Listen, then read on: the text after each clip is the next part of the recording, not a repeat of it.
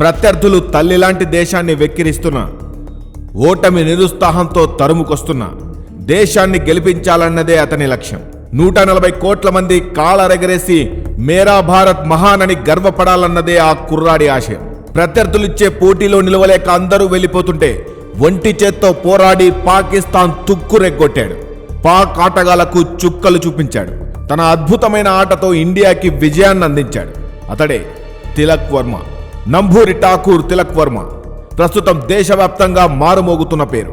పెహల్గాం ఉగ్రదాడిలో భారతీయ వనితల తిలకాన్ని Pak ఉగ్రముగ తుడిచేస్తే Asia cup 2025 tourney ఫైనల్లో అసాధారణ batting ప్రదర్శనతో ఈ తెలుగు తేజం భారత్కు విజయ తిలకాన్ని దిద్దాడు. ఓవర్ నైట్ స్టార్ అయిపోయాడు. ఇప్పుడు 2 తెలుగు రాష్ట్రాల్లోనే కాదు, దేశంలోనే అందరూ మాట్లాడుకునే రియల్ హీరో అయిపోయాడు. మరి తిలక్ వర్మకి ఈ స్టార్డమ్ ఒక్క రోజులో రాలేదు. ఎన్నో ఏళ్ల కష్టం ఉంది.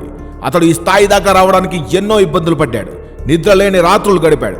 మరి ఆ కష్టాల కన్నీటి కథ ఏంటో ఈ వీడియోలో మీకు తెలిపే ప్రయత్నం చేస్తాను. వీడియోని ఎక్కడ స్కిప్ చేయకుండా చూడండి. మీ అభిప్రాయాలను కూడా కామెంట్ రూపంలో తెలియజేయండి.